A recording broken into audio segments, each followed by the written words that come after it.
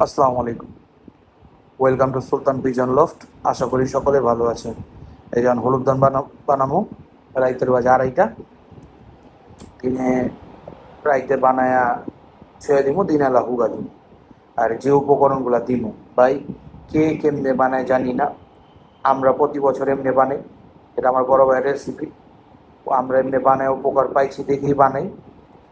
আমার কবুতরের ক্ষেত্রে এটা আলহামদুলিল্লাহ ভালো পাইছি, রেজাল্ট পাইছি, তাই এটা আমরা প্রতি বছর আমাদের নিজেদের পদ্ধতিতে বানাই। আর এখানে যে যে উপকরণগুলো আছে, এই যে এটা এটা হলো একটা পেস্ট। পেস্ট হলো, এখানে হলো তুলসী পাতা, পেস্ট হলো তুলসী পাতা, বাসক পাতা, আর হইলো পুদিনা পাতা। এটার পেস্ট। এটা হলো হলুদ দানের মূল জিনিস হলুদ। এটা হলো আদা রসুনের পেস্ট।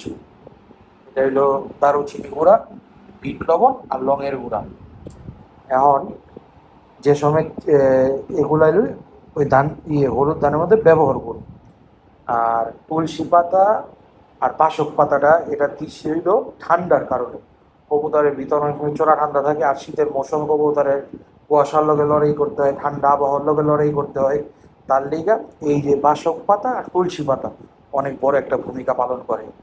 আর হইল পুদিনা পাতাটা হলো হজমে সাহায্য করে।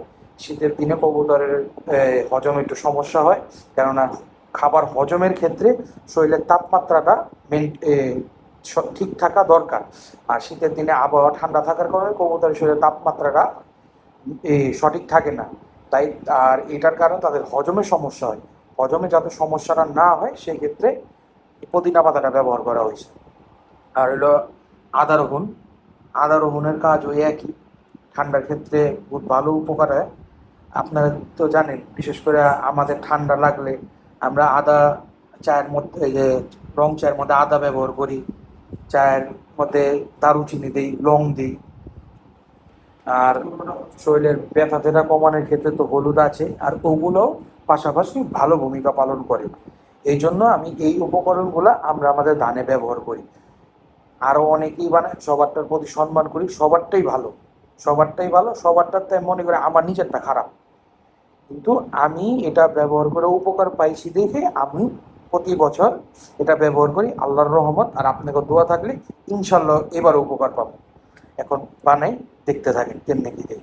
আর এই যে এগুলা যে এদিকে ধানটি, এখানে 3 ধরনের ধান আছে মূলত: ঘিগজ ধান, হীরা ধান আর মরি ধান। এই ধানগুলো কিনানোর পরে ধুইছি, ধোয়ার পরে চিটাগুলো আলাদা করছি, আলাদা করার পর রোদ্দে শুকাইছি, রোদ্দে শুকানোর পরে আমি পর্যায়ক্রমে জিনিসগুলো লইছি। আর আমার 20 কেজি ধান প্রয়োজন, 20 কেজি ধানের জন্য এই যে উপকরণগুলা। আর এনে ফার্স্টে হলুদ দিমু, 20 কেজি ধানের লিগা 1.5 কেজি হলুদ লইছি পেস্টটা। এই যে এটা এখন মাখা হইব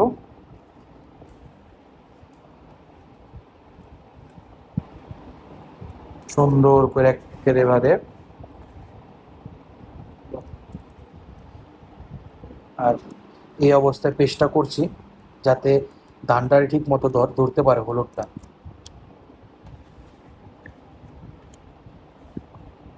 আর এই যেটা হলো বাসক পাতা, তুলসী পাতা আর পুদিনা পাতার পেস্টটা। এটার মধ্যে হলো পেস্ট বলে বলে লিকুইডটা। বাসক পাতাও 30 টাকার, তুলসী পাতাও 30 টাকার, আর হইলো পুদিনা পাতাও 30 টাকার। আর এই যে এটা একলগে মিলাই দেওয়া হইলো। আর এনে যা উপকরণ আছে সব 30 কেজি, 20 কেজি, 20 কেজি ধানের জন্য। আর এদিকে হলো 250 গ্রাম আদা আর 250 গ্রাম রসুনেরই আছে মিক্স পেস্টটা আছে। ও অনেকে তো আবার রোহনটা বুঝবে না, রোহন মানে রসুনের কথা কইতাছি আমি। শুদ্ধ ভাষা লাগে আমার একটু ভাই কি মন জানি সম্পর্ক।